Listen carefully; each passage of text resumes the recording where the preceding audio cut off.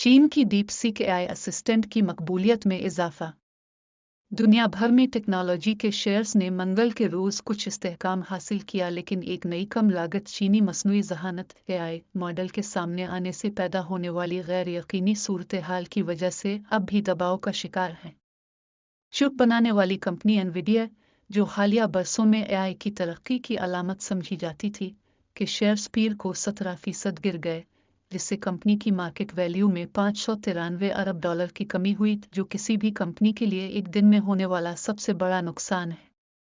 मंगल को एनवीडिया के shares Frankfurt में तकरीबन 6% बढ़े, जबकि ओरेकल के शेयर्स 3.4% और एआई डेटा एनालिटिक्स कंपनी के शेयर्स 2.97% बढ़े।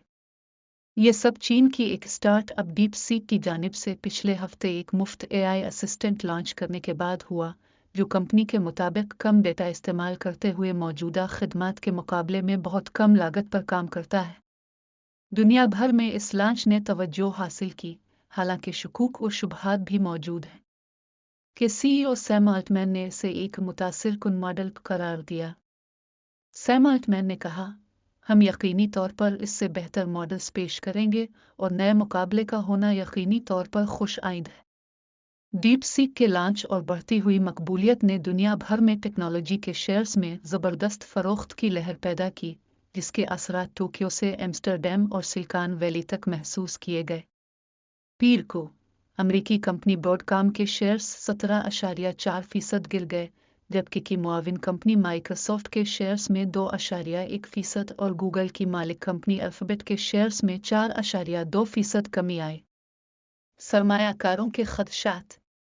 डीपसीक के लॉन्च ने सरमायाकारों के बीच खतरे की घंटी बजा दी है, खास तौर पर अमरीकी टेक्नोलॉजी की बड़ी कंपनियों की इंतहाई ज़्यादा वैल्यूएशंस और एआई की तरक्की में बड़े पैमाने पर सरमायाकारी के तनाज़ुर में।